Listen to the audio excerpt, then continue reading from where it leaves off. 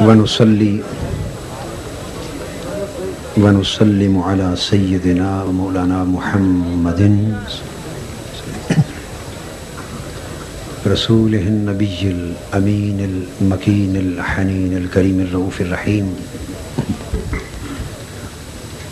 أما بعد فأعوذ بالله من الشيطان الرجيم. بسم الله الرحمن الرحيم. تلك من أنباء الغيب نوحيها إليك ما كنت تعلم أنت ولا قومك من قبل هذا.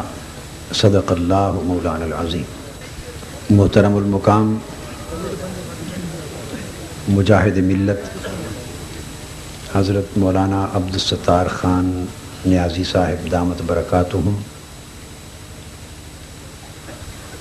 محترم المقام پیر طریقت حضرت خواجہ فقیر محمد صاحب باروی دامت برکاتہم، جملہ مشائخ اعظام، علماء کرام، قائدین و رہنمایان قوم، معزز حاضرین اور عزیزان گرامی قدر، اللہ رب العزت کا شکر ہے آج جس کی توفیق سے ہم چوک اعظم کی اس عظیم الشان سنی کانفرنس میں حاضر ہیں۔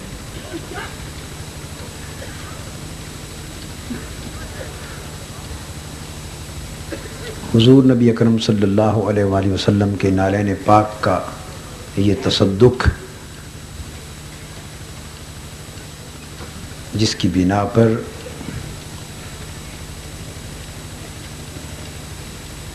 اہل سنت کے اتحاد، احیاء، تقویت، فروغ اور عظمت کی بحالی کی یہ کوشش محترم فقیر باروی صاحب نے کی ہے، اس پر میں صمیم قلب سے انہیں اور ان کے جملہ رفقائے کار کو مبارکباد پیش کرتا ہوں، اور اللہ جل مجدہ کے حضور عاجزانہ التجا ہے کہ وہ ذات پاک اس مخلصانہ کوشش کو اپنی بارگاہ میں شرف قبول عطا فرمائے اور اسے ایک سلسلہ خیر بنا دے جو اپنے نیک انجام اور نیک نتیجے تک پہنچے۔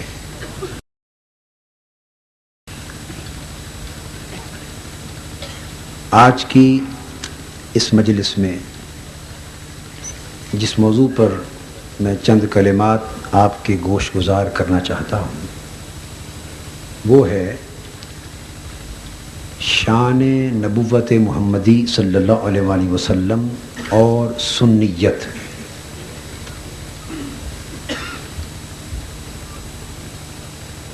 اہل سنت والجماعت کا تذکرہ آپ نے کثرت سے سنا۔ میں اس وقت یہ عرض کرنا چاہتا ہوں کہ اہل سنت والجماعت کا عقیدہ جس کو عرف عام میں سنیت کے نام سے تعبیر کیا جاتا ہے اور جس کے حوالے سے آج کی کانفرنس کو سنی کانفرنس کا نام دیا گیا ہے، اس عقیدے میں اور اس عقیدے کی پہچان اور اس عقیدے کی اہمیت شان نبوت محمدی صلی اللہ علیہ وآلہ وسلم کے حوالے سے کیا ہے، اور گفتگو کے اختتام پر صرف ایک جملے میں اس بات کی طرف بھی اشارہ کر دوں گا جس کا ذکر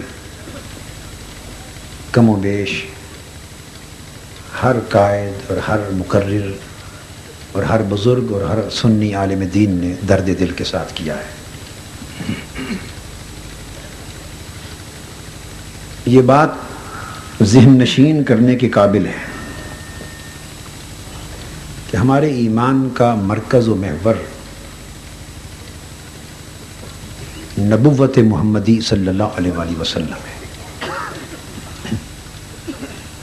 عقیدہ توحید بھی اسی سے ہے، عقیدہ آخرت بھی اسی سے ہے، اور دیگر انبیاء، رسولوں اور کتابوں پر ایمان، الغرض ایمان اور اسلام کے جتنے ارکان ہیں ساروں کا اعتبار اور ساروں کی قبولیت حضور نبی اکرم صلی اللہ علیہ وآلہ وسلم کی نبوت و رسالت پر ایمان کے صحیح ہونے پر ہے۔ آئیے تھوڑی دیر میں اس بات پہ روشنی ڈالنے کی کوشش کروں کہ نبوت، اس کی دو جہتیں یعنی دو سمتیں ہوتی ہیں۔ ایک جہت اور سمت نبوت کی ہوتی ہے جہت فضیلت، ایک ہوتی ہے مثلیت۔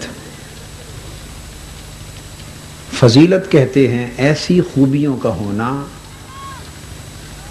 جسے دیکھ کر انسان کسی کو دوسروں سے اونچا اور دوسروں سے جدا اور منفرد اور بلند اور عظیم سمجھے، یہ خوبیاں فضیلت کہلاتی ہیں۔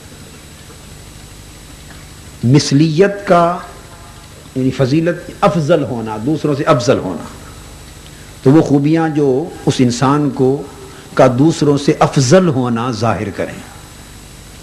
مثلیت سے مراد ایسے علامات اور ایسے احوال اور ایسی چیزیں جسے دیکھ کر لوگ اسے اپنے جیسا سمجھیں، لوگ اسے اپنے جیسا سمجھیں، یہ مثلیت ہے اور وہ فضیلت ہے۔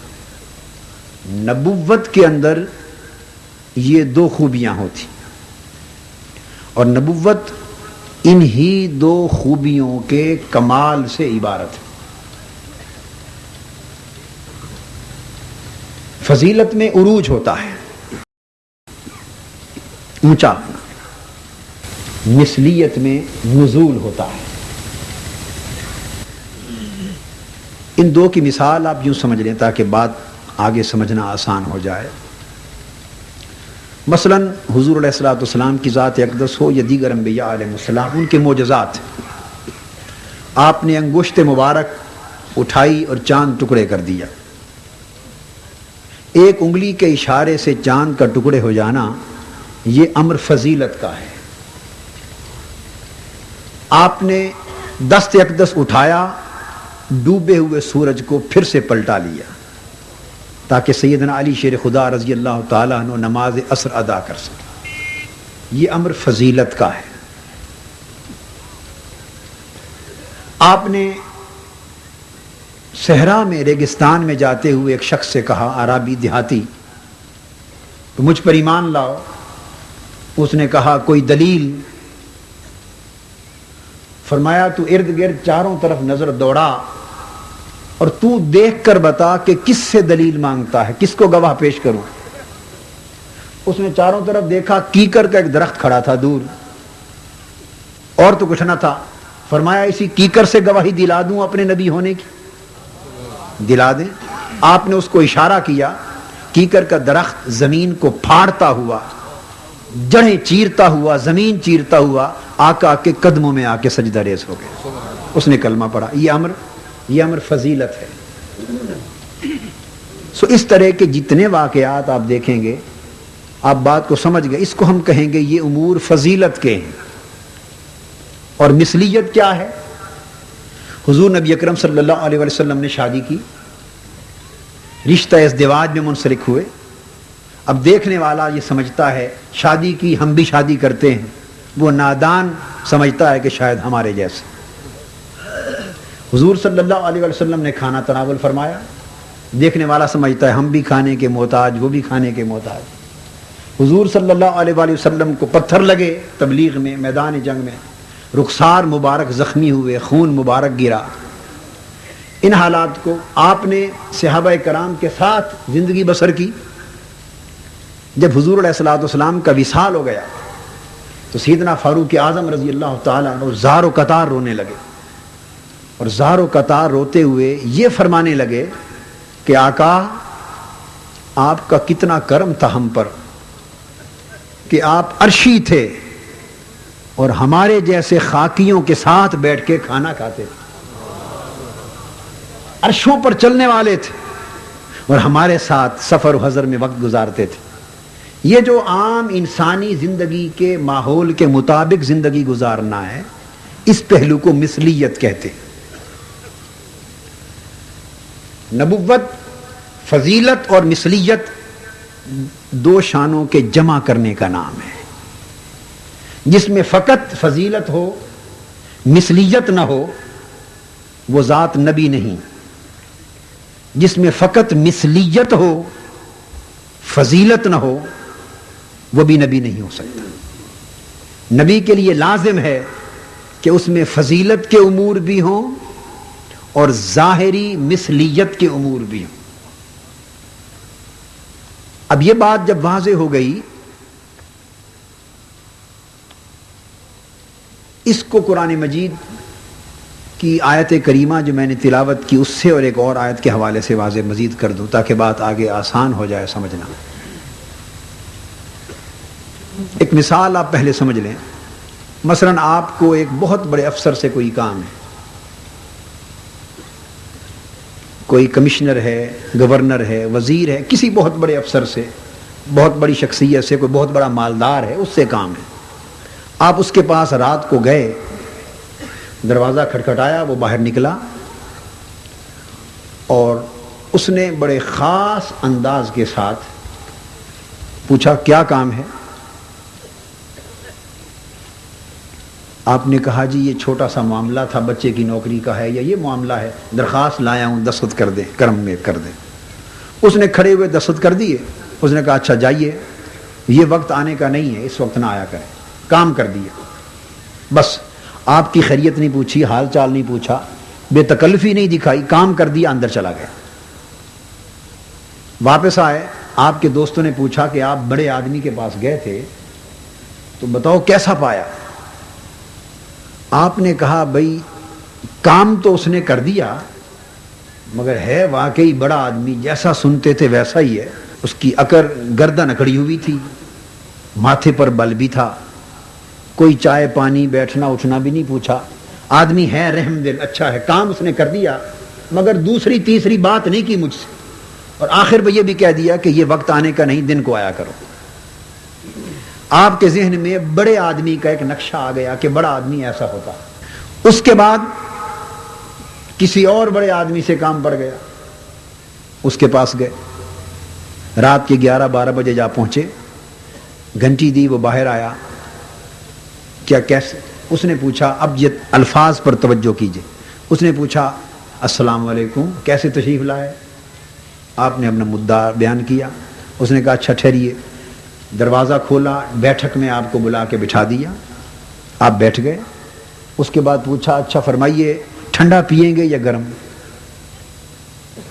آپ گھبرائے ہوئے ہیں کہ یہ اس سے بھی بڑا، وہ کمشنر تھا یہ گورنر ہے، یہ وہ ڈی سی تھا یہ کمشنر ہے، اس سے بھی بڑا آدمی۔ آپ گھبرائے ہوئے ہیں کہ اس سے ملا تھا جو اس سے چھوٹا تھا تو اس سے یہ بات پیش آئی تھی، یہ تو اس سے بھی بڑا افسر ہے، خدا جانے جھڑک نہ دے، ڈر لگا ہوا ہے۔ مگر اس نے بٹھا لیا۔ اس نے پوچھا پانی پئیں گے، ٹھنڈا پئیں گے، چائے پئیں گے؟ آپ ڈر ڈر کے کہہ رہے ہیں نہیں حضرت کوئی ایسی بات نہیں، آپ تکلیف نہ فرمائیں، بس چھوٹا سا کام ہے، میں تکلیف نہیں۔ انہوں نے کہا نہیں آپ بھائی ہیں، رات کو آئے ہیں، آپ تشریف رکھیے۔ آپ کے لیے چائے بنا کے لایا۔ اس نے اپنے ہاتھ سے چائے کا کپ آپ کو پیش کیا، اپنے ہاتھ سے بنا کے آپ نے چائے پی لی۔ اس کے بعد جب کر چکے اس نے کہا اچھا آپ حکم فرمائیے کیا ماجرا ہے؟ آپ نے درخواست نکالی، اس نے دستخط کر دیے، کام کر دیا، اور ساتھ کہا اس کے علاوہ کوئی خدمت میرے لائق؟ آپ کا سارا خوف جو تھا وہ جاتا رہا، جھجک ختم ہو گئی، جو ڈر تھا بڑے آدمی سے ملنے کا وہ سارا ہی دور ہو گیا۔ ایک معانست، باہمی محبت اور ہم جنسی کا ایک ماحول پیدا ہو گیا۔ آپ اس کو بھائی سمجھنے لگے، قریب ہونے لگے۔ اس نے کہا آپ گھبرایا نہ کریں، جب بھی کوئی تکلیف ہو، دن ہو یا رات، بے دھڑک آ جایا کریں میرے پاس، میں آپ کا خادم ہوں، آپ کا بھائی ہوں۔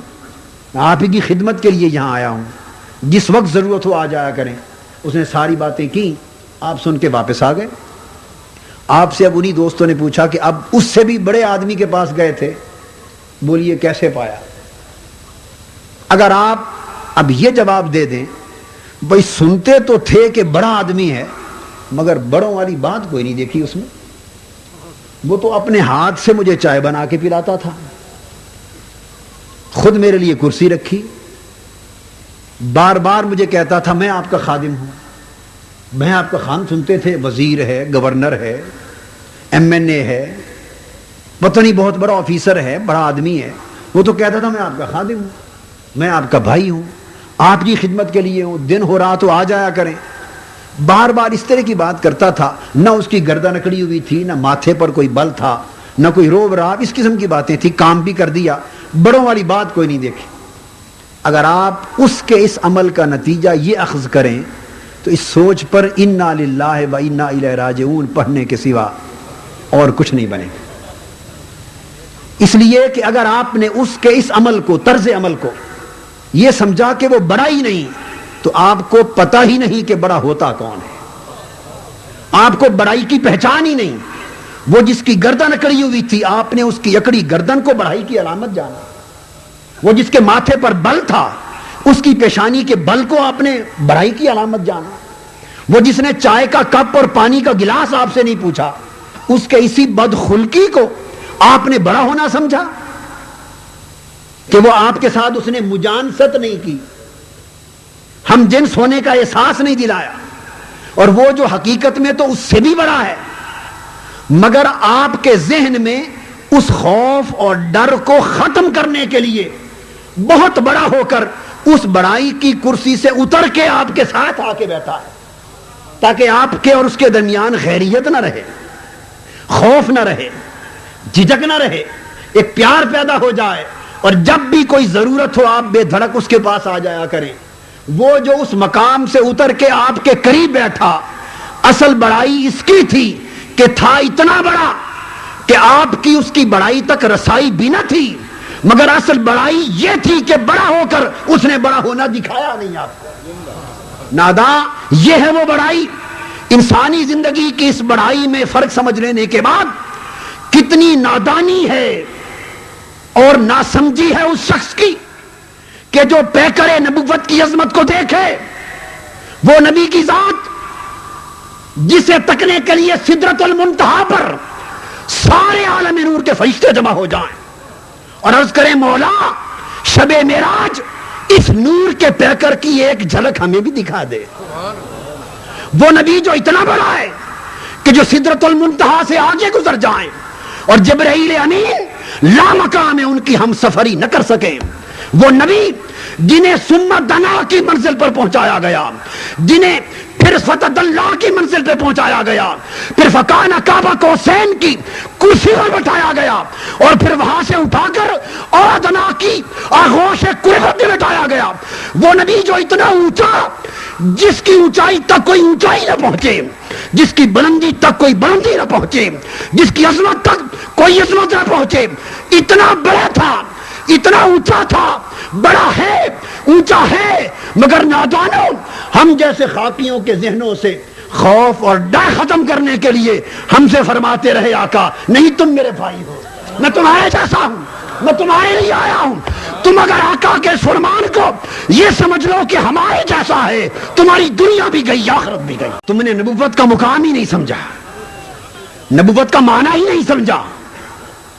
نبوت کو تو معنی یہ ہے کہ فضیلت یہ ہو کہ کعبہ قوسین او ادنا پر بیٹھے، فضیلت یہ ہو کہ کعبہ قوسین او ادنا پر بیٹھے، اور مثلیت یہ ہو کہ شہر مدینہ کی ایک دیوانی عورت آ جائے، عرض کرے محمد صلی اللہ علیہ وسلم مجھے آپ سے کام ہے، میرے ساتھ چلیے، اور آپ ننگے پاؤں بیٹھے ہوں، اور اس دیوانی کی ضرورت کو دیکھ کر حضور جوتا بھی نہ پہنے، ہائے ہائے نالین پاک بھی نہ پہنے، اور یوں ہی ننگے پاؤں آقا چل پڑے۔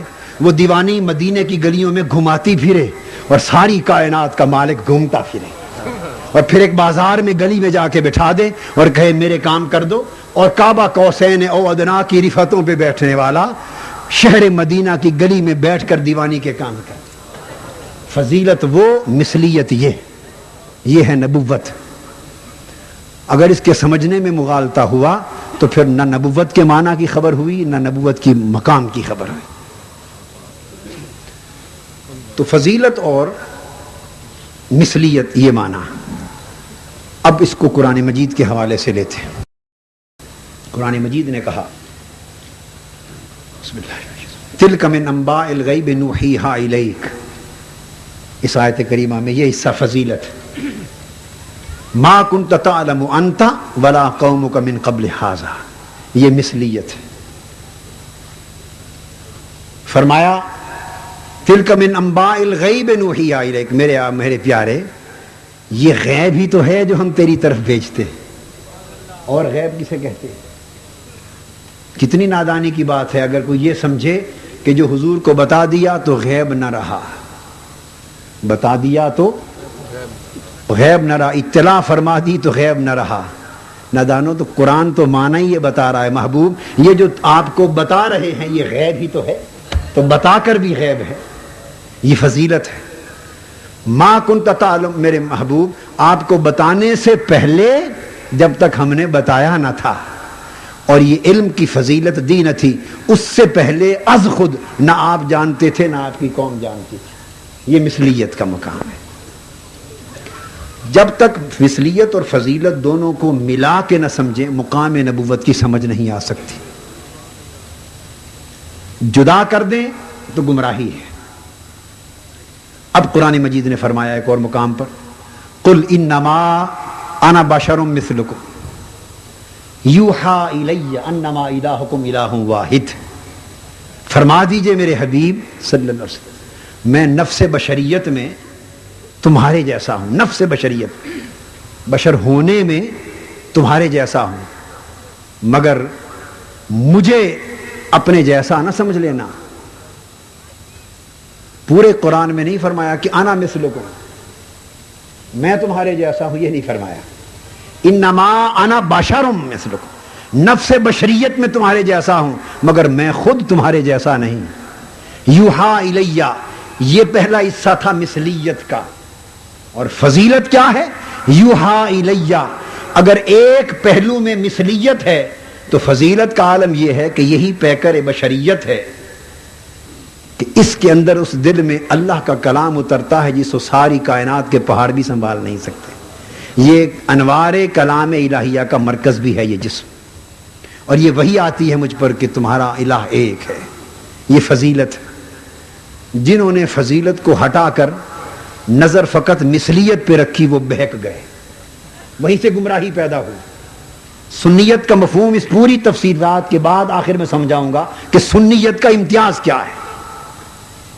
پورے قرآن مجید کا مطالعہ کریں، قرآن مجید کا یہ قاعدہ ہے، وہ جس کا بھی ذکر کرتا ہے فضیلت اور مثلیت کے ساتھ کرتا ہے.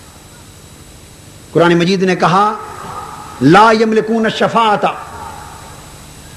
الا من اتخذ عند الرحمن عہدا. قیامت کا دن ہوگا، فرمایا کوئی شفاعت کا مالک نہیں ہوگا، کوئی از خود شفاعت نہیں کر سکے گا. بس جنہوں نے نظر فقط اتنی بات پہ رکھی، قرآن کے ایک جز کو پڑھا اور بقیہ کو چھوڑ دیا، گمراہ ہو گئے. لا یملکون الشفاعۃ، یہ مثلیت کا درجہ ہے، کوئی شفاعت کا مالک نہ ہوگا. اس کے ساتھ فضیلت کا درجہ ہے الا من اتخذ عند الرحمن عہدا، مگر وہ لوگ جن کو اللہ نے اپنا عہد دے رکھا ہوگا، جن کو اللہ نے ڈگری دے رکھی ہوگی، سرٹیفکیٹ دے رکھا ہوگا اور جن سے کال کر رکھا ہوگا، وہ قیامت کے دن سب کے سامنے اللہ کی بارگاہ میں شفاعت کر رہے ہوں گے.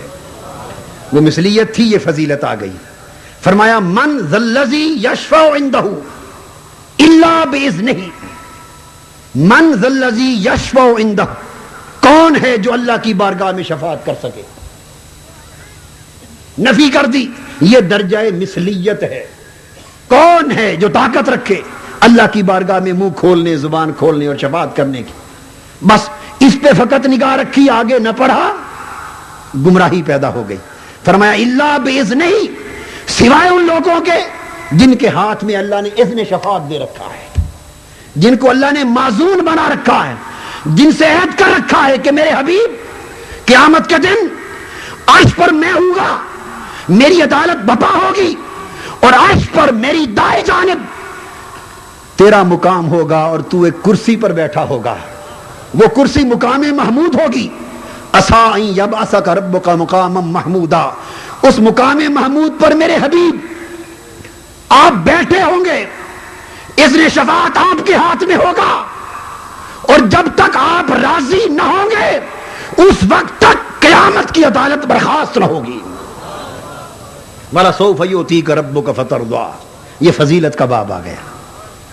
قرآن مجید نے کہا الْأَخِلَّاءُ يَوْمَئِذٍ بَعْضُهُمْ لِبَعْضٍ عَدُوٌّ، یہ سارے بھائی، باپ بیٹے، میاں بیوی، دوست، احباب، سب آپس میں بھائی بیلی قیامت کے دن دشمن ہو جائیں گے، کوئی کسی کو نہیں پہچانے گا۔ یہ بیان درجہ مثلیت میں، الا المتقین، قیامت میں کوئی کسی کا باں بیلی نہیں ہوگا۔ پنجابی میں کہتے ہیں نا باں بیلی، کوئی کسی کا بازو تھامنے والا نہ ہوگا، کوئی کسی کی شفاعت کروا کے بخشوانے والا نہ ہوگا، بھائی بھائی کا دشمن، دوست دوست کا دشمن ہوگا۔ یہ ایک درجہ مثلیت ہے۔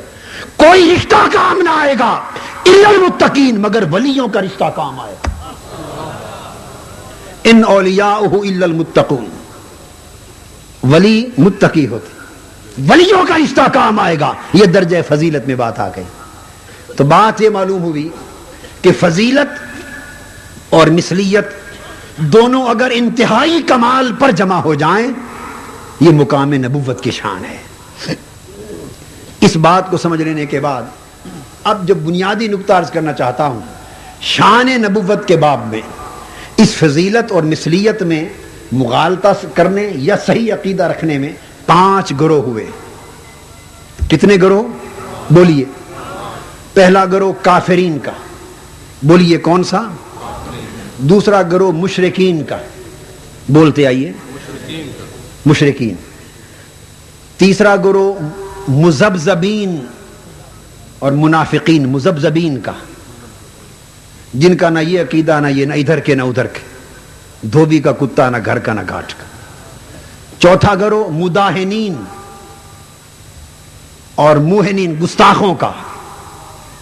پانچواں گروہ مومنین کا۔ 5 گروہ۔ اب پانچوں کی پہچان سن لیں تاکہ سنیت کی تعریف بھی معلوم ہو جائے۔ تعریفیں تو وہ ہو چکی، درست تعریفیں، یہ اس کی علامت سمجھا رہا ہوں، علامت، پہچان۔ کافرین کا گروہ کیا ہے؟ کافروں کا طریقہ ہمیشہ یہ رہا کہ نبی کی ذات کے بارے میں جب وہ عقیدہ رکھتے تو 2 باتیں ذہن میں رکھ لیں، ادھر فضیلت، ادھر مثلیت، معنی دونوں کا آپ سمجھ گئے۔ کافروں کا طریقہ یہ تھا کہ وہ فضیلت کا انکار کرتے، مثلیت کا اقرار کرتے۔ یاد رکھ لیں، نبی میں جو فضیلت دیکھتے اس کے انکاری ہوتے، اور جو مثلیت کے پہلو دیکھتے اس کے اقراری بنتے۔ قرآن کہتا ہے جب نبی کو دیکھتے تو کافر جواب دیتے ما نراک الا بشرا مثلنا، ہم ایمان نہیں لاتے آپ پر، نبی سے کہتے آپ تو ہمارے جیسے بشر ہیں۔ ما نراک الا بشرا مثلنا، ہم آپ کو صرف اپنے جیسا بشر ہی دیکھتے ہیں اور تو ہے ہی کچھ نہیں۔ فضیلت کا انکار اور مثلیت کا اقرار۔ کہتے ما ھذا الا بشر مثلکم، اس میں اور کچھ نہیں ہے لوگوں، یہ تو فقط ہمارے تمہارے جیسا ایک بشر ہے۔ فضیلت کا انکار اور مثلیت کا اقرار، ایسا کرنے والے کافر ہو گئے، ایسا کرنے والے کافر ہو گئے۔ دوسرا گروہ مشرکین کا۔ مشرک وہ لوگ ہوئے جو اس کے برعکس کرتے ہیں۔ یہ قرآن مجید کا نچوڑ، عقائد کا، طبقات کا، امم کا نچوڑ دے رہا ہوں۔ مشرک وہ لوگ ہوتے جو اس کے برعکس کرتے، یعنی مثلیت کا انکار کرتے، بالکل انکار کرتے، اور فضیلت کا اقرار کرتے۔ اور فضیلت کا اقرار مثلیت کے انکار کے ساتھ عقیدہ کیا بنتا؟ جیسے قرآن مجید نے کہا وقالت اليہود عزیر ابن اللہ، جب حضرت عزیر علیہ السلام کو دیکھا، کمالات دیکھے، یہودیوں نے کہا یہ اللہ کا بیٹا ہے۔ مثلیت اس لیے تھی کہ نفی شرک ہو جائے جب اس کا انکار ہو گیا، نگاہ صرف فضیلت پہ ہوئی تو خدا کا بیٹا بنا دیا. وقالت النصارى المسیح ابن اللہ، اور عیسائیوں نے کہا عیسیٰ علیہ السلام اللہ کے بیٹے. جب دیکھا کہ پھونک مارتے ہیں مردے زندہ ہو جاتے، مٹی کا بنا ہوا پرندہ اڑنے لگتا ہے، مادرزاد نابینے کوہڑی برس کے لوگ ٹھیک ہو جاتے ہیں، ہاتھ پھیرتے ہیں شفا یابی ہوتی. مثلیت پر جب نگاہ نہ رکھی، انکار کیا، فقط فضیلت دیکھی تو خدا کا بیٹا بنا دیا، خدا کا شریک بنا دیا. تو یہ مشرک ہوئے. دو طبقے. تیسرا طبقہ وہ جو مترددین اور مذبذبین ہوئے. یہ وہ لوگ جنہوں نے باب نبوت میں، نبی کی ذات کے باب میں ایسا عقیدہ رکھا کہ مثلیت اور فضیلت کو برابر جانا، نہ مثلیت کو بڑھایا نہ فضیلت کو بڑھایا. یہ متردد ہو گئے، مذبذب ہو گئے. یہ نہ کفر میں پختہ ہوئے نہ ایمان میں پختہ ہوئے. لا الہ الا ولا الہ الا مذبذبین بین ذالک. نہ وہ ادھر کے ہیں نہ ادھر کے ہیں، دونوں حدوں کے درمیان لٹک رہے ہیں، مذبذب ہیں. تیسرا گروہ یہ کسی کھاتے کے نہ رہے، کسی کھاتے کے نہ رہے. اب آگے آئیے چوتھا اور پانچواں. اب یہ دو گروہ آ رہے ہیں جن کا تعلق ہمارے زمانے سے. یہ تین گروہ تاریخ میں. چوتھا گروہ مداہنین کا، گستاخوں کا، بد عقیدہ لوگوں کا، بد مذہبوں کا. وہ گروہ کون ہے؟ نقطہ یاد رکھیں، یہ وہ لوگ ہیں جو فضیلت کا صرف اقرار کرتے ہیں اور مثلیت پر اصرار کرتے ہیں. کافر فضیلت کے انکار کرنے والے، مثلیت کا اقرار. مشرک مثلیت کا انکار، فضیلت کا اقرار. متذبذب فضیلت اور مثلیت دونوں کے درمیان متذبذب. اب بد مذہب اور بد عقیدہ کی پہچان اور گستاخ کی پہچان اور بد مذہب کی پہچان اور اہانت کرنے والے کی پہچان وہ کیا ہے؟ کہ مثلیت، فضیلت کا صرف اقرار کرتے ہیں. فضیلت کا صرف اقرار، انکار نہیں کر سکتے. قرآن میں جو آ گیا، اقرار کرتے ہیں، دبے لفظوں میں مان جاتے ہیں، زیادہ زور نہیں دیتے. مثلیت پہ اصرار کرتے ہیں، تقریریں ساری مثلیت پہ کرتے ہیں، اور فضیلت کی بات آئے تو کہتے ہیں ہم کہاں انکاری ہیں. کتابیں ساری مثلیت پہ لکھتے ہیں، جب فضیلت دکھاؤ تو کہتے ہیں ہم کہاں انکاری ہیں. آپ کا فضیلت کا انکاری نہ ہونا کوئی معنی نہیں رکھتا.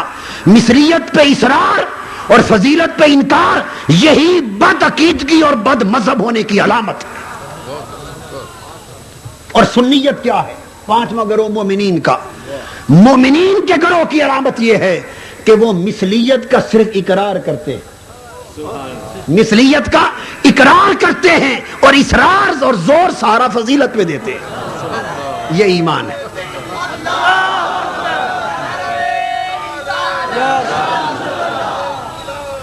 حاضرین محترم، آج سنیت اور غیر سنیت کی ایک موٹی علامت سمجھ لیں. لمبی چوڑی باتوں میں آپ نہیں جا سکیں گے.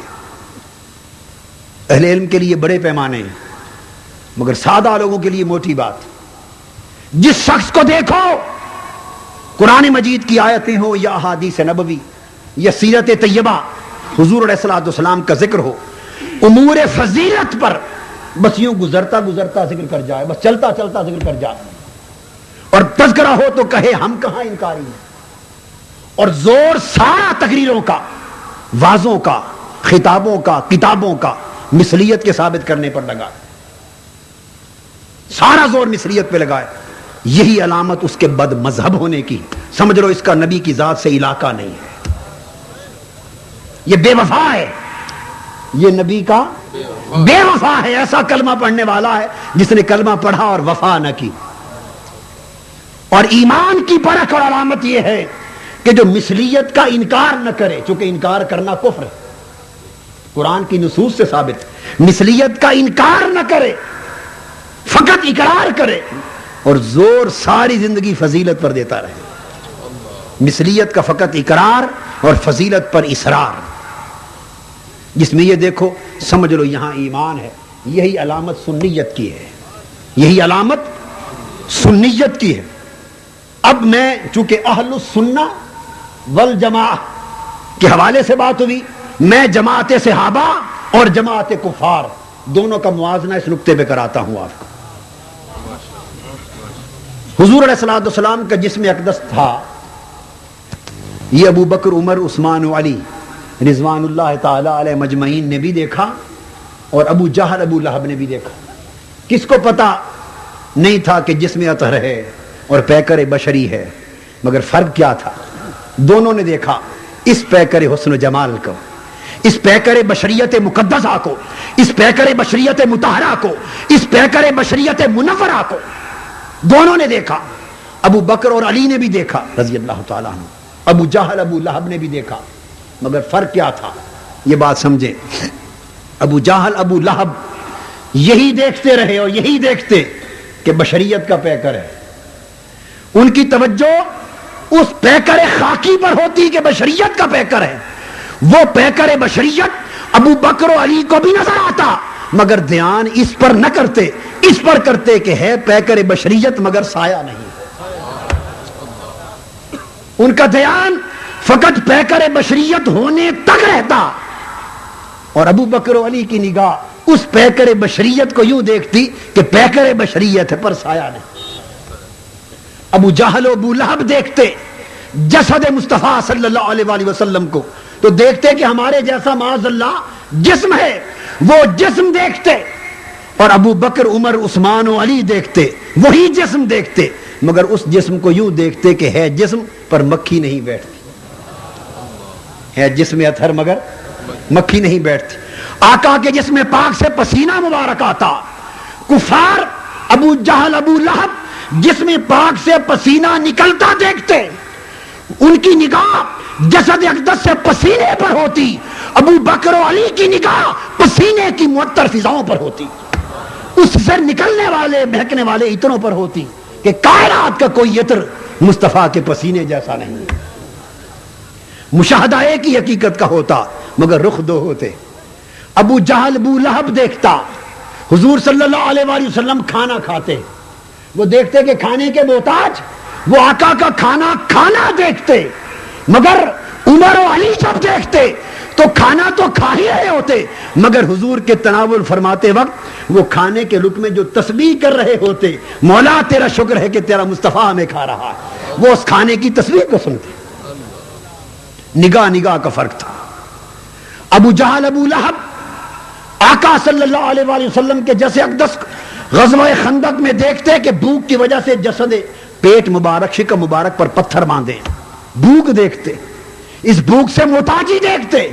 اور ابو بکر و علی جب اس مقام کو دیکھتے تو وہ دیکھتے کہ اسی فاقہ کش نبی نے جس نے شکم پاک پر 2 پتھر باندھے کتنے 1000 1500 آدمیوں کو 2 آدمیوں کا کھانا کھلا دیا حضرت جابر کے گھر جا کر.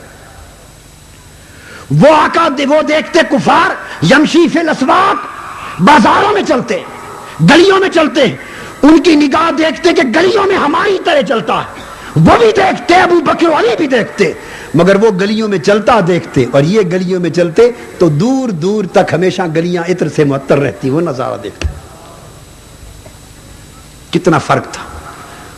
اور پھر دوستو اس امتیاز کے ساتھ صحابہ کرام مثلیت ان کی نگاہ میں بھی تھی, مگر انہوں نے پوری زندگی آقا کی بشریت پر کبھی زور نہیں دیا. ایمان تھا مگر بشریت پہ زور نہیں دیا. ایمان تھا مگر ابدیت کے بیان پر زور نہیں دیا. مثلیت کی شانیں مانتے تھے مگر ساری زندگی ان کے ایمان کا مرکز و محور فضیلت مصطفیٰ تھی. توجہ فضیلت کے پہلوؤں پر دیتے. تو دوستو جو لوگ آج بھی مقام نبوت پر عقیدہ رکھتے ہوئے مثلیت کے امور پر ایمان رکھے, فقط اقرار کریں اور اصرار اور زور فضیلت کے امور پر دیں, سمجھ لیں یہ سنی ہے. یعنی اس کا طریقہ صحابہ کا عقیدہ ہے, اس کا طریقہ اہل بیت کا عقیدہ ہے. اور جس کا زور تقریر واز جب لاؤڈ سپیکر کھولے تو حضور علیہ السلام کے مصریت کے پہلوؤں کو اجاگر کرنا شروع کر. دونوں کی مثال آپ یوں لیں, پنجابی زبان میں ایک لفظ ہے کس, آپ سمجھتے ہیں یعنی جڑے لوگ کس والا پہلو ویکھن نا کس کدوں ہے تو کچھ ہیں جڑا ود گھاٹا کس تے گھاٹا ویکھن تے کئی وعدہ ویکھن سنی وعدے والے ہیں تے دوجے گھاٹے والے سنی وعدہ ویتے ایک گلاس جو بھرا ہوا ہے دودھ کا 2/3 بھرا ہوا ہے تاکہ گر نہ جائے دیکھنے والا ایک دیکھتا ہے اور کہتا ہے کہ 2/3 بھرا ہوا ہے دوسرا کہتا ہے 1/3 خالی ہے اس کی نگاہ خالی حصے کو تکتی ہے ایک کی نگاہ بھرے ہوئے حصے کو تکتی ہے خالی دیکھنے والا ایمان میں خالی رہتا ہے اور بھرا ہوا رنگ دیکھنے والا ایمان میں بھرا رہتا ہے قرآن مجید نے جو سنت عطا کی قرآن مجید نے کہا یا اکٹھی بات کرو عقیدے کی وضاحت رہے مگر اکیلی بات کرنے لگو جب اکیلا ایک بیان کرو مثلیت اور فضیلت دونوں میں سے ایک کو بیان کرو اگر تو مثلیت کی ضرورت نہیں اس پر ایمان کافی ایک کو بیان کرو اگر تو مثلیت کی ضرورت نہیں اس پر ایمان کافی اکیلا بیان کرو تو فضیلت کا کرو قرآن کہتا وَذْكُرْ فِي الْكِتَابِ إِبْرَاهِيمَ إِنَّهُ كَانَ صِدِّيقًا نَبِيًّا اکیلی بات کر رہا ہے قرآن میری کتاب میں میرے ابراہیم کا ذکر کر وہ بڑا صدق والا نبی تھا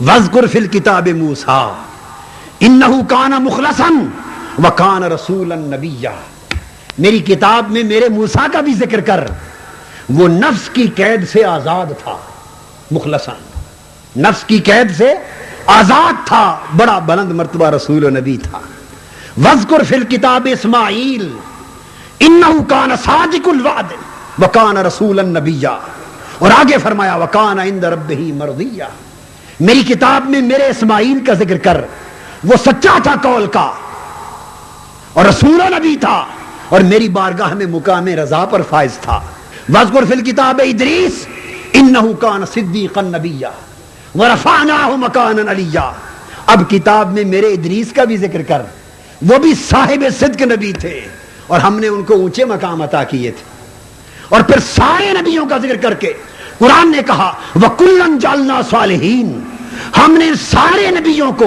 حضوری والا بنایا کُلًّا جَعَلْنَا صَالِحِينَ ہم نے سارے نبیوں کو حضوری والا بنایا اور سارے نبیوں کے ذکر کے بعد سورہ انبیاء ختم کی یہ کہہ کر وَمَا أَرْسَلْنَاكَ إِلَّا رَحْمَةً لِّلْعَالَمِينَ سارے نبی حضوری والے تھے اور جب میرے مصطفیٰ کی باری آئی میں نے اپنی رحمت کا سراپا بنا دیا جب فضیلت اور مثلیت دو میں سے ایک کو چنو تو تنہا فضیلت کی بات کرو وجہ یہ ہے کہ فضیلت اس لیے سن لیجئے بڑا اہم بات فضیلت اس لیے کہ کمالات معلوم ہوں عظمت کا پتہ چلے اور مثلیت اس لیے کہ تواضع انکساری کا سبق ملے فضیلت اس لیے کہ اللہ کی بارگاہ میں محبوبیت کی شان اجاگر ہو اس کا محبوب ہے مثلیت اس لیے کہ اللہ کی بارگاہ میں عبدیت اور بندگی کی شان اجاگر ہو کہ اس کا عبد مقرب ہے بزرگی والے بندے فضیلت اس لیے کہ چہرہ رسالت سے انوار خدا چمکے اور مثلیت اس لیے کہ وجود رسالت سے مقام عبدیت کا درس ملے فضیلت اس لیے کہ پیکر نبوت سے مظہریت الہیہ کی شان اجاگر ہو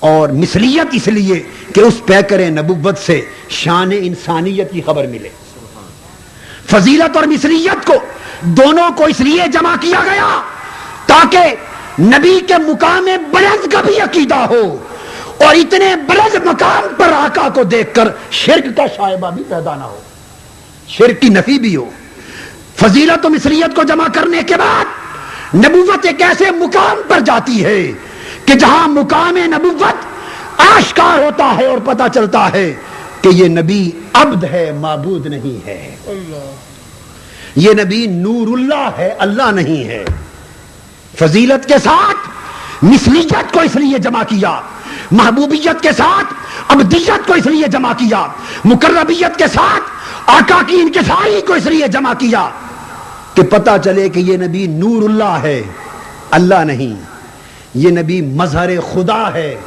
خدا نہیں اور خدا تو نہیں مگر خدا سے جدا بھی نہیں. مثلیت و فضیلت دونوں کو ملا کر جب دیکھتے ہو تو نبی خدا نظر نہیں آتا مگر خدا سے جدا بھی نظر نہیں آتا. تم ذات خدا سے نہ جدا ہو نہ خدا ہو. تم ذات خدا سے نہ جدا ہو نہ خدا ہو. اللہ ہی کو معلوم ہے کیا جانیے کیا ہو. دونوں مرتبے جماؤ تو مقام بلند کی بھی سمجھ آتی ہے اور نفی شرک کا بھی لزوم ہوتا ہے. قرآن مجید نے امت کو عقیدہ نبوت کے باب میں متوجہ کرنے کے لیے فضیلتوں کی طرف نگاہ کرائی ہے. فرمایا تلک الرسل فضلنا بعضهم علی بعض منهم من کلم اللہ ورفع بعضهم درجات. یہ سب رسول ہیں, نفس رسالت میں برابر ہیں مگر بعضوں کو بعضوں پر افضل بنایا ہے. اور پھر فرمایا وَلَقَدْ فَضَّلْنَا بَعْضَ النَّبِيِّينَ عَلَى بَعْضٍ. سارے انبیاء بنائے نفس نبوت میں برابر ہیں مگر مقامات اور کمالات نبوت میں بعضوں کو بعضوں پر فضیلت دی. ہمیں جھنجھوڑا کہ انظر کیف فضلنا بعضهم علی بعض. اے غافل دیکھ, اے بھولوں میں پڑے ہوئے دیکھ, اے توحید کے حقائق کو نہ سمجھنے والے دیکھ, اے مقام و مرتبہ نبوت سے ناآشنا انظر کیف فضلنا بعضهم علی بعض. تو مثلیت کے چکروں میں ہی گم ہے, تو فقط مصریت کے گرداب میں گم ہے. دیکھ ہم نے ساروں کو بلند کیا اور پھر بلندیوں میں کس طرح کس کو کس پر فضیلت عطا کی. خالی مصریت پہ نگاہ نہ رکھ, انظر کیف فضلنا بعضهم علی بعض. دیکھ ہم نے فضیلتیں کس طرح بانٹی. دکھایا جا رہا ہے, یوں مصریت کہہ کر نہیں دکھایا کہ دیکھ کیسے ایک جیسا بنایا, یہ نہیں کہا. فرمایا دیکھ, اس لیے معلوم تھا کہ مثلیت ہر ایک کو نظر آتی ہے, مثلیت کی سمجھ ہر ایک کو آتی, فضیلت کی سمجھ کسی کسی کو آتی. بشریت کی شان ابو بکر ابو جہل بھی دیکھتا تھا, ابو بکر عمر عثمان و علی بھی دیکھتے تھے رضوان اللہ تعالی علیہ مجمعین.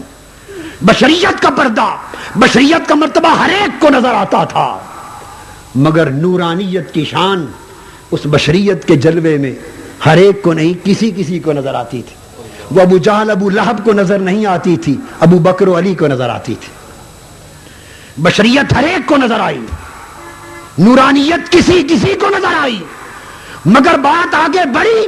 نورانیت کسی کسی نے دیکھی مگر مصطفیٰ کی حقیقت کسی نے بھی نہ دیکھی. فرمایا یا ابا بکر لم یعرفنی حقیقت سوا ربی. بشریت تک ہر کوئی پہنچا اور پھر اپنے فہم کے مطابق کوئی گمراہ ہو گیا, کوئی حقیقت پا گیا. نورانیت تک کوئی پہنچا اور حقیقت تک سوائے رب کے کوئی اور نہ پہنچا. اس لیے فضیلت کے امر کی طرف متوجہ کیا کہ یہ امر نازک ہے, یہ امر نازک ہے. تو میں یہ عرض کر رہا تھا قرآن مجید اور طریقے صحابہ کو دیکھیں تو قرآن مجید اس امر کو واضح کرتا ہے کہ مثلیت کے باوجود حقیقت کے بعد میں قرآن کہتا ہے ان الذین یبایعونک انما یبایعون اللہ. یہ بات اسی طرح ہے جیسے اللہ کی اس کی شان میں تنزیہ اور تشبیہ کی بات, تنزیہ اور تشبیہ کی بات, اس کا منزہ ہونا اور تشبیہات کا ذکر متشابہات میں آنا.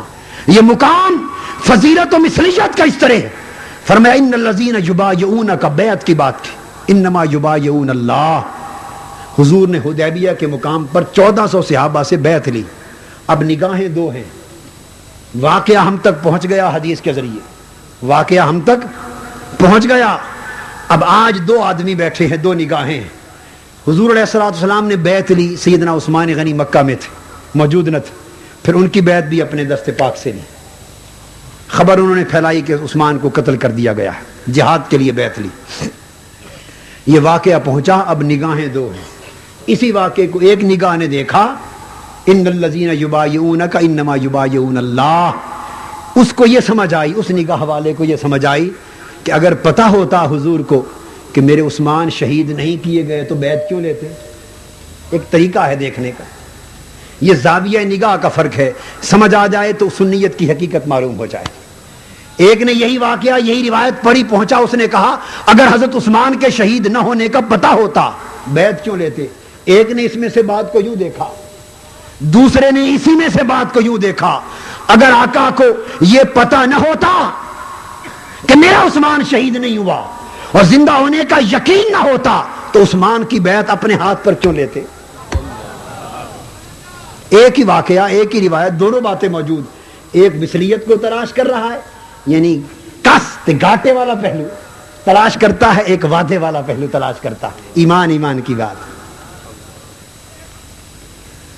ایک دیکھتا ہے کہ بیعت لی، وہ بیعت کے عمل میں نقص نکالتا ہے، دوسرا دیکھتا ہے ید اللہ فوق ایدیہم، تم کس چکر میں پڑے ہو؟ یہ دیکھو کہ بیعت مصطفیٰ نے لی، رب نے کہا میرے حبیب یہ بیعت آپ کے ہاتھ پر نہیں رب کے ہاتھ پر ہے. کفار نے محاصرہ کر لیا، آقا کے قتل شہید کرنے کے منصوبے بن گئے. حضور علیہ السلام باہر نکلے، سورہ یاسین پڑھ کے گگریاں پھینکی.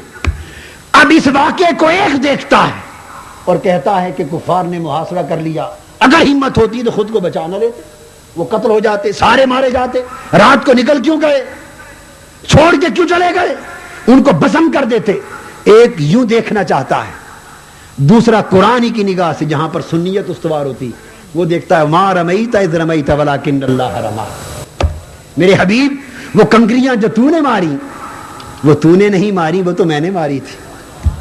وہ اس عمل کو ید رسول کو ید خدا دیکھتا اور رسول کا صبر اور معجزہ دیکھتا ہے، دوسرا اسی کے اندر نقص کا پہلو دیکھتا ہے. عبداللہ بن ابی مر گئے، راس المنافقین تھا، مر گیا.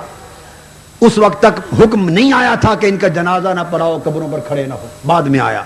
حضور صلی اللہ علیہ وسلم اس کی قبر پہ کھڑے تھے، حکم آ گیا کہ حبیب ان کی قبروں پر کھڑے نہ ہوا کر.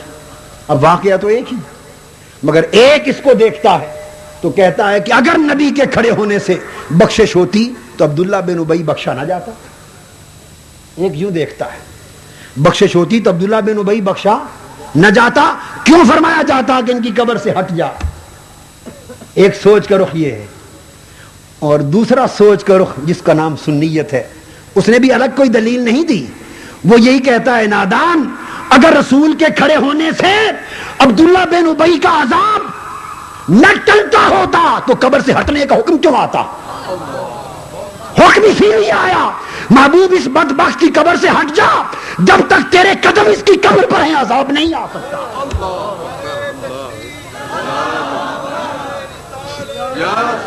میرے حبیب جب تک تیرے قدم اس کی قبر پر ہیں، ما کان اللہ لیعذبہم وانت فیہم، تیرا وجود جہاں ہو اور تیرے قدم جہاں ہو وہاں خدا کا عذاب کیسے اترے؟ اس کی قبر سے ہٹ جا، عذاب منتظر ہے، جب تک تیرے قدم ہوں گے عذاب نہ آئے گا. بات ایک ہی ہے، کسی کو یوں سمجھ آ رہی ہے، کسی کو یوں سمجھ آ رہی ہے. بات فقط یہ کہ ایک کی نگاہ اور اصرار مثلیت پر ہے، ایک کی نگاہ اور اصرار فضیلت پر ہے. ایک واقعہ ایک حکایت سی مشہور ہے کہ دو عالموں کا مناظرہ ہوا. مناظرہ یہ تھا کہ حضور صلی اللہ علیہ وآلہ وسلم کو کتنا علم ہے کتنا نہیں.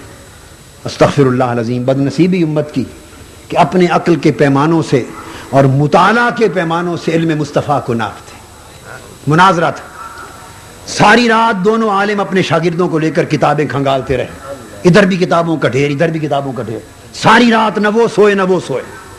صبح مناظرے کا میدان گرم ہو گیا، سٹیج پر آ گئے. ان میں جو ایک سنی تھا اس نے مناظرہ شروع ہونے سے پہلے کہا لوگوں ایک بات میری پہلے سن لو پھر مناظرہ شروع کر لینا. اس نے کہا میں نے بھی ساری رات نیند گوائی، اس نے بھی ساری رات نیند گوائی ہے، سویا یہ بھی نہیں سویا میں بھی نہیں.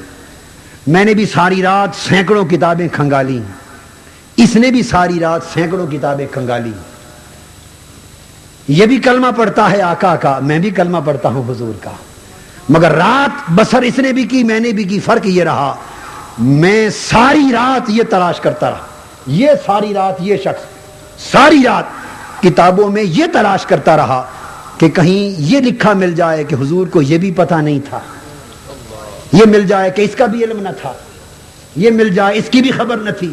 یہ ساری رات کتابوں سے معاذ اللہ استغفر اللہ اپنے نبی کی لا علمی تلاش کرتا رہا، استغفر اللہ العظیم، اور میں ساری رات یہی تلاش کرتا رہا کہ یہ مل جائے کہ میرے نبی کو سب کچھ پتا تھا، ہائے ہائے ہائے، میرے نبی کو سارا کچھ اللہ نے دے رکھا تھا، میں ساری رات علم تلاش کرتا رہا کہ میرا نبی یہ بھی جانتا تھا، یہ بھی جانتا تھا، یہ بھی جانتا، میرے نبی یہ بھی جانتے ہیں، یہ بھی جانتے ہیں، یہ بھی جانتے ہیں، اور یہ بھی جانیں گے اور یہ بھی جانتے رہیں گے۔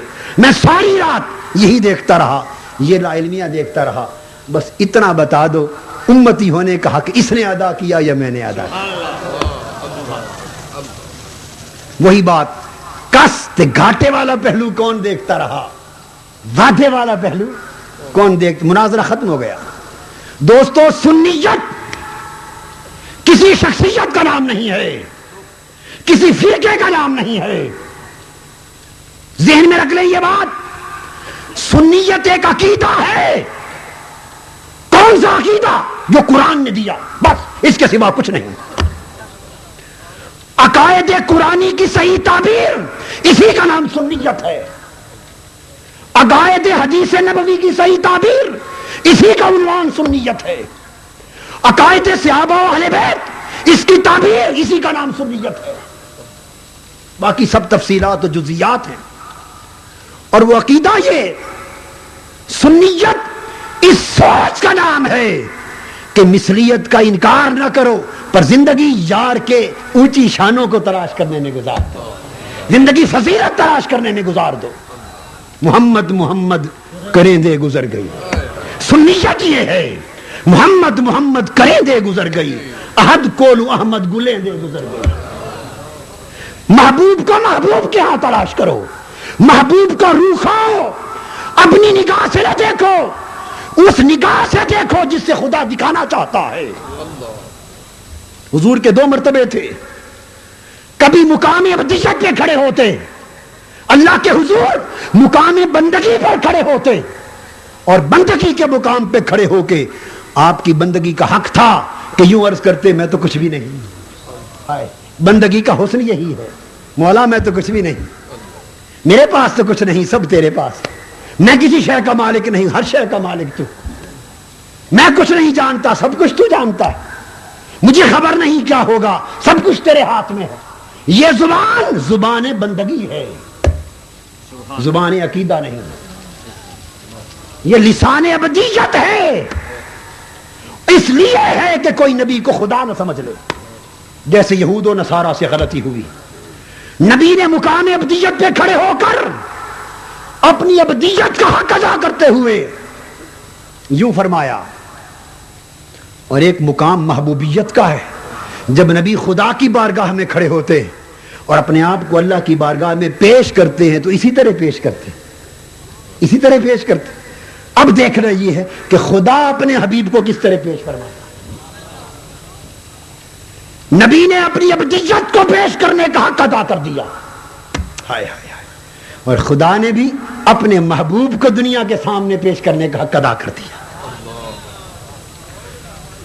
جب نبی نے کہا ما ادری ما یفعل بی ولا بکم، ابدیت کا حق ادا کر دیا۔ جب نبی نے کہا لو کنت عالم الغیب لاستکثرت من الخیر وما مسنی السوء، آقا نے ابدیت کا حق ادا کر دیا۔ یہ سارے کلمات آج جو مناظروں کا موضوع بن گئے، ارے نادانو سمجھو یہ تو مصطفیٰ کا اظہار ابدیت تھا اور نفی شرک تھا۔ مقام مصطفیٰ کا وہ ہے جو رب دکھا رہا ہے۔ کیسے؟ یہ فرما کر، یہی عبد مکرم جب شہر مکہ کی گلیوں میں چلتا ہے تو فرماتا ہے لا اقسم بہذا البلد وانت حل بہذا البلد، میرے حبیب میں رب ہوں اور مستغنی ہوں قسم کھانے سے، میں مستغنی ہوں قسم کھانے سے، لا زائدہ ہے، مجھے قسمیں کھانے کی حاجت نہیں، مستغنی ہو کر بھی شہر مکہ کی قسم کھاتا ہوں۔ کیوں؟ اس لیے نہیں کہ یہاں کعبہ ہے، اس لیے نہیں کہ یہاں حتیم ہے، اس لیے نہیں کہ حجر اسود ہے، اس لیے نہیں کہ صفا مروہ ہے، اس لیے نہیں کہ لوگ دور دور سے چل کے میرے گھر کے طواف کو آتے ہیں۔ لا اقسم بہذا البلد، ان وجہوں سے قسم نہیں کھاتا نافیہ بھی ہے، زائدہ بھی ہے، کئی اقسام ہیں. اور کھاتا ہوں قسم شہر مکہ کی. کیوں؟ وَأَنْتَ حِلٌّ بِهَذَا الْبَلَدِ، پیارے صرف اس لیے کہ تیرے تلوے اس شہر کی گلی کو لگے، تیرا گھر اس شہر میں ہے. أَنْتَ حِلٌّ بِهَذَا الْبَلَدِ، محبوب تیرا پتہ اس شہر کا ہے، تیرا گھر اور سکونت اس شہر کی ہے. ارے نادانو، اظہار عبدیت کے کلمات کو دیکھا اور رب کے اظہار محبوبیت کے کلمات کو نہ دیکھا. کوئی اپنے عبد کی اس طرح قسمیں کھاتا ہے، زمین کی گلیوں کی کوئی قسمیں کھاتا ہے. اس لیے قسم کھاتا ہوں محبوب کہ تیرا رہنا سہنا اس شہر میں. اور پھر یہ کہ واو حال کے لیے کہ لا اقسم بہذا البلد، میرے حبیب میں شہر مکہ کی قسم کھاتا ہوں. کب؟ وَأَنْتَ حِلٌّ بِهَذَا الْبَلَدِ، درا حالے کہ تو اس شہر کی گلیوں میں چلتا ہے. جب تو خرام ناز کرتا ہے مکہ کی گلیوں میں، ان لمحوں محبوب اس شہر کو بھی قسم کھانے کا جی کرتا ہے. اور لا اقسم بہذا البلد، لا نافیہ، میں شہر مکہ کی قسم نہیں کھاؤں گا، میں شہر مکہ کی قسم نہیں کھاؤں گا. مولا کب؟ وَأَنْتَ حِلٌّ بِهَذَا الْبَلَدِ، جب تو یہاں سے چلا جائے گا. قاضی ایاز نے بیان کیا جب تو یہاں سے مدینہ رخصت ہو جائے گا تو پھر اس کی قسم تو تیری وجہ سے کھاتے تھے، پھر مدینے کی قسمیں کھائیں. جہاں تیرا گھر ہے پیارے، جہاں تیرا ڈیرا ہے، جہاں تیرا وسیب ہے، جہاں تیرے قسم سکتے ہیں، جہاں تیرا وجود رہتا ہے، جن ہواؤں میں تو سانس لیتا ہے، جو فضائیں تیرے رخساروں کو بوسہ دیتی ہیں، ان فضاؤں کی قسم کھاتے ہیں. یہ مقام محبوبیت ہے. عقیدہ یوں متعین کیا کرو. عقیدہ متعین کرنا ہو تو اظہار عبدیت نہ دیکھو، اللہ کے اظہار محبوبیت کو دیکھو. جب وہ فرماتا ہے کہ میری اطاعت چاہنے والوں، میری اطاعت بھی ممکن نہیں جب تک مصطفیٰ کی اطاعت نہ، من یطع الرسول فقد اطاع اللہ، میری محبت چاہنے والوں میری محبت ممکن نہیں جب تک میرے مصطفیٰ کی غلامی نہ ہو. قل ان کنتم تحبون اللہ فاتبعونی یحببکم اللہ. میرے محبوب کی زبان سے میٹھے میٹھے لفظ سننے والوں، یہ اس کا کلام نہیں، میرا کلام ہے. ما ینطق عن الہوی ان هو الا وحی یوحی. میرے اور میرے حبیب میں فرق کرنے والوں، میرے اور میرے حبیب کے ادب کو جدا نہ کیا کرو. لا تقدموا بین یدی اللہ و رسولہ، اللہ اور اللہ کے رسول پر پہل نہ کیا کرو. اذان من اللہ و رسولہ، بلاوا میرا اور میرے مصطفیٰ کا ایک. براۃ من اللہ و رسولہ، چھٹکارا میرے مصطفیٰ سے اور میری ذات سے ایک. اغناہم اللہ و رسولہ، غنی کرنا خدا کا اور مصطفیٰ کا ایک. سیؤتی اللہ من فضلہ و رسولہ، فضل خدا کا مصطفیٰ کا ایک. محبت ایک، اطاعت ایک، ادب ایک، قربت ایک، ہاتھ ایک، بیعت ایک، نسبت ایک، حرمت ایک. انما یحاربون اللہ و رسولہ، جو اللہ اور اللہ کے رسول سے محاربت کرتے ہیں. یحرمون اللہ و رسول، اللہ اور اللہ کے رسول نے حرام کیا. وہ تحریم ایک، محاربت ایک، معصیت ایک. ومن یعص اللہ و رسولہ ویتعدی حدودہ، جو حدوں کو توڑے خدا کی، اللہ اور اللہ کے رسول کا گناہگار ہو جائے. من اطاع محمدا فقد اطاع اللہ ومن عصى محمدا فقد عصى اللہ ومحمد فرق بین الناس. جو اللہ کی محمد کی اطاعت کرے وہ اللہ کا اطاعت گزار ہو گیا صلی اللہ علیہ وسلم. جو محمد کا نافرمان ہوا صلی اللہ علیہ وسلم، اللہ کا نافرمان ہو گیا. اور لوگوں، سنیت اور غیر سنیت کا فرق، محمد فرق بین الناس، فرق دیکھنا چاہتے ہو تو محمد کو دیکھا کرو صلی اللہ علیہ وسلم. کون میرے محمد کا ہے، کون میرے محمد کا نہیں ہے. جو میرے مصطفیٰ کا ہے وہ میرا ہے، جو میرے مصطفیٰ کا نہیں وہ میرا نہیں. بخشش چاہتے ہو، وَلَوْ أَنَّهُمْ إِذْ ظَلَمُوا أَنفُسَهُمْ جَاءُوكَ، مجھے منایا چاہتے ہو میرے مصطفیٰ کے در پر آ جاؤ. میری رضا چاہتے ہو، وَاللَّهُ وَرَسُولُهُ حَقٌّ أَن يُرْضُوهُ، اللہ اور اس کا رسول حقدار ہے کہ اسے راضی کیا جائے. بات دو کی ہے، ضمیر واحد کا ہے. بات دو کی ہے، ضمیر واحد کا ہے. مولا تیرے اور تیرے حبیب کی بات ہوئی ہے. یردو ہو، واحد کی ضمیر کیوں فرمائی؟ فرمایا اس لیے کہ ذاتیں دو ہیں مگر رضا تو ایک ہے. نفسن خدا اور مصطفیٰ جدا ہیں، حکمن ایک ہے. جس کا فتویٰ لگانے کو جی چاہے 1000 لگا لے، ذمہ دار ہے. نفسن خدا اور مصطفیٰ جدا ہیں، حکمن ایک. نفسن جدا نسبتاً ایک، نفسن جدا محبتاً ایک، نفسن جدا اطاعتاً ایک، ذاتاً جدا قربتاً ایک. اس لیے کسی عارف نے کہا ہک ہے ہک ہے ہک ہے، ہک ہے ہک ہے ہک ہے. جیڑا ہک کو ڈو کر جانے کافر تے مشرک ہے. یہ ایک نسبتاً ہے، یہ ایک اطاعت میں ہے. یہ ایک ہونا اطاعت میں ہے، محبت میں ہے، ادب میں ہے، نسبت میں ہے، حرمت میں ہے. علامہ ابن تیمیہ کو پوچھئے، وہ کہتے ہیں فَأَقَامَهُ عَلَى مُقَامِ نَفْسِهِ فِي أَمْرِهِ وَنَهْيِهِ وَإِخْبَارِهِ وَبَيَانِهِ فَلَا يَجُوزُ أَن يُفَرَّقَ بَيْنَ اللَّهِ وَرَسُولِهِ فِي شَيْءٍ مِنْ هَذِهِ الْأُمُورِ. اپنے امر میں، اپنی نہی میں، اخبار میں، بیان میں اللہ نے اپنے نبی کو اپنا قائم مقام بنا دیا ہے. ان امور میں دونوں میں فرق کرنا جائز نہیں ہے. سنیت اس مقام فضیلت و مثلیت میں جمع کرنے والے عقیدے کا نام ہے. یہ عقیدہ آقا دو جہاں نے دیا، صحابہ کرام نے اپنایا، صحابہ کرام نے اپنایا وہ عقیدہ. اور یوں اپنایا کہ سیدنا علی شیر خدا کی نماز، عصر کی نماز قضا ہوتی ہے. کب؟ جب آقا کا سر انور آپ کی گود میں، سورج ڈوب رہا ہے مگر گود کو جنبش نہیں دیتے کہ کہیں مصطفیٰ کی آنکھ نہ کھل جائے. کوئی ہمارے جیسا توحید پرست ہوتا نا، خشک توحید والا، ہم خشک، ہماری توحید خشک ہے، قال کی توحید ہے، حال کی نہیں. اور یا کی توحید حال بن جاتی. ہمارے جیسا کوئی ہوتا کھنگور مار کے تھوڑا سا ہلا دیتا کہ کہیں آنکھ کھل جائے، میری نماز نہ جائے. مگر وہ مولا علی شیر خدا تھے.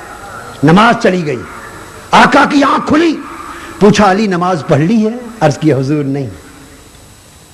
اب حضور علیہ السلام نے 10 اقدس اٹھا دیے. عرض کیا اللہم، کلمات سننے والے، اللہم ان علی کان فی طاعتک و طاعت رسولک. اے اللہ، علی تیری اطاعت میں مشغول تھا اور تیرے رسول کی اطاعت میں مشغول تھا. نماز پڑھنا اللہ کی اطاعت ہے یا قضا کر دینا اطاعت؟ بولیے چوک اعظم والو، سنی کانفرنس والو، سنیت سمجھا رہا ہوں. پڑھنا اطاعت ہے اللہ کی یا قضا کر دینا؟ پڑھنا اطاعت. نماز قضا ہو گئی ہے مگر آقا عرض کر رہے ہیں مولا تیری اطاعت میں مشغول تھا.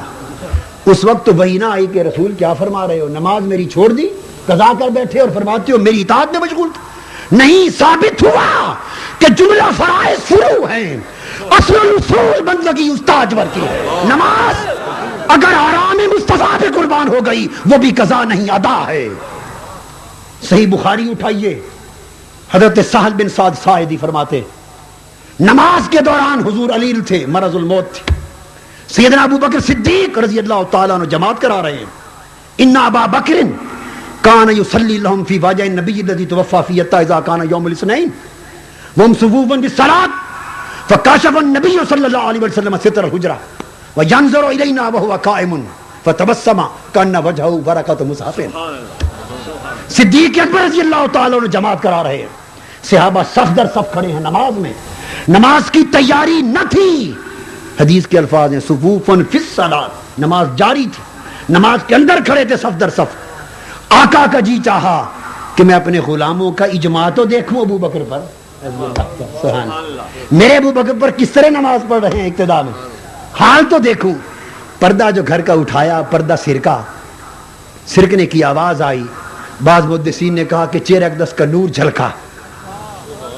اب وہ مشتاقان دید 3 دن سے جلوہ یار کو ترس گئے تھے، دید مصطفیٰ کو ترس گئے تھے.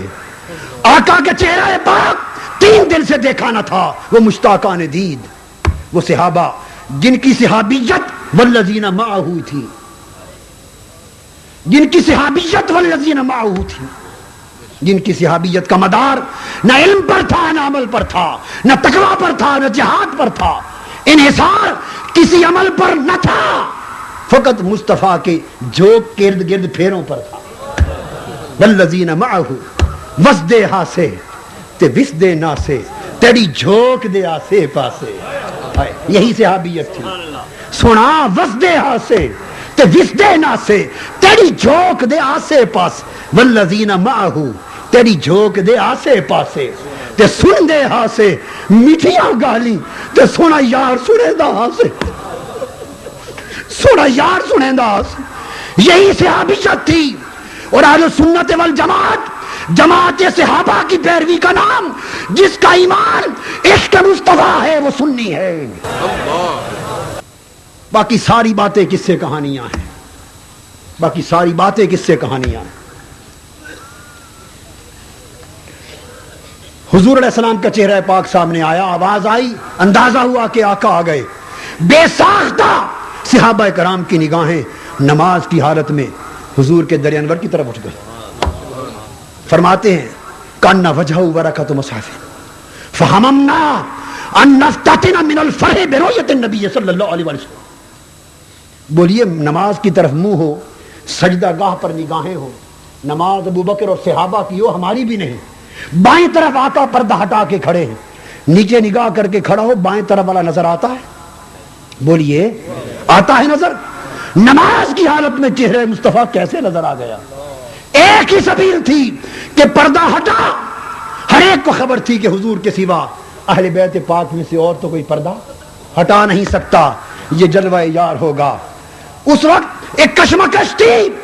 عقل نے کہا ہوگا صحابیوں چہرے کعبے کی طرف رکھنا, ادھر نہ پھیرنا. عشق نے کہا ہوگا ادھر کعبہ ہے تو آج ادھر کعبے کا بھی کعبہ ہے. عقل نے کہا ہوگا اگر چہرے پھر گئے نمازیں قضا ہو جائیں گی. عشق نے کہا ہوگا نمازیں جو قضا ہوں پھر ادا ہوں, نگاہوں کی قضائیں کب ادا. آج تک لو یار کا چہرہ خدا جانے اس عالم میں دکھائی دے نہ دے. نمازیں بھول گئی, کعبے کی سمتیں بھول گئی. ارے کیوں نہ بھولتے. یہ وہی صحابہ تھے جنہوں نے اپنے کانوں سے سنا تھا قد نرا تقلب وجهك في السماء فلنولینک قبلۃ ترضاها. ارے کعبے تو بنتے ہی مصطفیٰ کی رضا سے ہیں. کعبے تو بنتے ہی مصطفیٰ کی رضا سے ہیں. وہ رضا مل گئی تو کعبہ بھی مل گیا اور کعبے والا بھی مل گیا.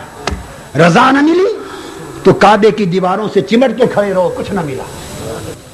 چمٹ کے کھڑے رہو, کعبہ سنبھالتے رہو, خدمت کرتے رہو, کچھ نہ ملا. مل گئے حضور تو سمجھو خدا ملا.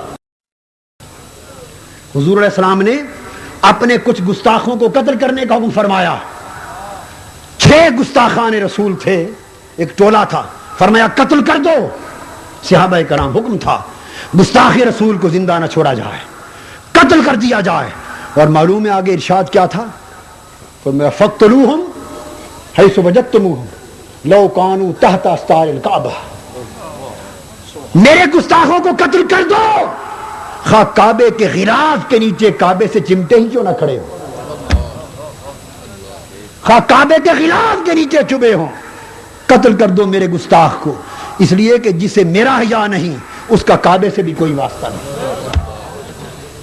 جس کا مجھ سے واسطہ نہیں, جو مصطفیٰ کا نہیں وہ خدا کا نہیں, کعبے سے اس کا کیا تعلق. صحابہ کرام نے تکلیہ. فرماتے ہیں دیدار مصطفیٰ کی فرحت کا عالم یہ تھا. اور بعض محدثین نے تو یہاں تک لکھا ہے, پڑھیے اس حدیث کی شرح, کہ کئی صحابہ وجد میں آ گئے. آقا کا دیدار جو ہوا 3 دن کے بعد کئی حالت نماز میں کود پڑے, اچھل پڑے. نماز ٹوٹ جانے کا اندیشہ ہو گیا. جب منظر دیکھا یہ تو مقتدیوں کا حال تھا, یہ تو مقتدیوں کا حال تھا. اب امام کی بھی خبر لو. سیدنا صدیق اکبر فناکس ابو بکر علی عقبیہ لیصل الصف وظن ان النبی صلی اللہ علیہ وسلم خارج الی الصلاۃ. ابو بکر صدیق نے مصلی چھوڑ دیا رضی اللہ, پچھلی صف پہ آنے لگے. یہ خیال آیا کہ شاید حضور تشریف لے آئے. نماز میں آقا کی آمد پر مصلی چھوڑ دینا ادب مصطفیٰ تھا. عبادت خدا کی ادب مصطفیٰ تھا. یہ سنیت ہے, عبادت خدا کی ادب مصطفیٰ کا. آج ہم روتے پھرتے کہ نماز میں حضور کا خیال لے آنا, نماز ہوئی یا نہ ہوئی. ہائے ہائے ارے کون سی نمازیں اٹھاتے پھرتے ہیں؟ پھینک دو ایسی نمازوں کو جہنم میں جو حضور کے خیال کے آنے پر نماز نہ ہو، اس نماز کی حقدار جہنم ہے۔ نماز تو یہ ہے کہ عبادت خدا کی ہو، ادب مصطفیٰ کا ہو۔ اور جب یا ایھا النبی السلام علیکہ ایھا النبی ہو تو آقا کے چہرے پاک کی طرف توجہ کر کے سلام ہو۔ اور کئی عرفاء وہ ہوئے جن کو نسبت نصیب ہوتی ہے، وہ والسلام علینا وعلی عباد اللہ الصالحین آگے چلتے تب ہیں جب حضور سے سلام کا جواب پا لیتے ہیں۔ مگر کوئی اس راہ چلے تو گاؤں کی خبر ملے، اس راستے پر ہی نہیں چلنا تو گاؤں کہاں سے ملے گا؟ آقا نے منظر دیکھا عاشقوں کا، فرمایا اشار الینا ان اتموا صلاتکم وارخوا الستر، فرمایا میرے صحابیوں جو منظر میں نے دیکھنا تھا دیکھ لیا، تمہارے ایمان کا امتحان چاہتا تھا کہ ایمان کیسے ہیں، کعبے پر منحصر ہیں یا میری نسبت پر منحصر ہیں؟ اگر حضور کی نسبت پر منحصر ہے تو کعبہ بھی قبول، اور حضور کی نسبت پر منحصر نہیں تو کعبہ بھی، کعبے سے تعلق بھی ان کا ناقبول ہے۔ دوستو یہ سنیت ہے، اس سنیت کے مفہوم کو سمجھو تاکہ سینوں میں عشق مصطفیٰ کی آگ لگے، کرن چمکے، ایک آگ جلے، شعلہ بنے، اور بڑھتے بڑھتے پھر سینے میں عشق مصطفیٰ کا بھانبڑ مچ جائے، بھانبڑ مچ جائے۔ اویس کرنی تو کوئی نہیں ہو سکتا، مگر کرن کی ہوا کے جھونکے لے لو، یہ سنیت ہے۔ کرنی کے ہوا کے جھونکے لے لو، یہ سنیت ہے۔ سنیت کا یہی مدار ہے جو میں نے عرض کر دیا۔ اگر یہ چیز نصیب ہو گئی تو پھر جنتیں کیا، عالم دنیا و آخرت ساری مومن اور سنی کی میراث ہے۔ یہ نہ ہوئی تو خالی بات ہی بات ہے۔ سنیت مقام نبوت محمدی صلی اللہ علیہ وسلم کے حوالے سے بیان کرنے کے بعد آخری دو جملے جو میں نے کہا تھا ختم کر رہا ہوں، وہ سنیت کے اتحاد پر۔ مجھے تو اتنی بات کہنے کی ضرورت ہے، سنیت پر اتحاد خالی خولی تقریروں، وعظوں، نعروں، جذباتی باتوں سے نہیں ہوگا۔ سنیت کا اتحاد چاہنے والوں، شرط اول ایک ہے، غیروں کو چھوڑ دو، غیروں کو چھوڑ دیا جائے۔ میں کوئی نام نہیں لیتا، خواہ وہ میری ذات ہو خواہ کسی اور کی ذات ہو، نام نہیں، اصولی بات، خواہ میری ذات ہے خواہ کسی اور کی ذات، غیروں کو چھوڑ دیا جائے۔ پہلے تو اپنے اکٹھے ہو جائیں۔ ارے غیروں کے دروازوں پر جانے والوں، کس سنیت کے اتحاد کی بات کرتے ہیں؟ آپس میں اکٹھے ہو جائیں، پہلی بات۔ اس چیز کو طے کر کے اگلی ایک ہی تجویز، وہ بھی حضرت مجاہد ملت کی اجازت سے، بس اس پر عمل کر لیں۔ اس کے بعد میں یہ تجویز رکھتا ہوں، حضور داتا صاحب کے مزار پر اجتماع کی تاریخ کا اعلان کر دیا جائے۔ سنیے، ذرا سن لیجئے، فقط یہ مشائخ اور علماء کسی سے توقع نہ کریں، اعلان کر دیں تاریخ کا، اخبارات میں اشتہار دے دیں، قائدین کے نام لکھ دیں، فلاں تاریخ اتنے بجے حضور داتا صاحب کے مزار کے سائے میں اتحاد سنیت کے عملی اعلان، اقدام اور اعلان کے لیے اجتماع ہوگا۔ غیروں کو چھوڑ کر آؤ، اور پھر جو اتحاد سے انکار کر دے اسے گولی مار کے شہید کر دو۔ ازاں ازل سے تیرے عشق کا ترانہ بنی، نماز تیرے نظارے کا ایک بہانہ بنی، ادائے دید سراب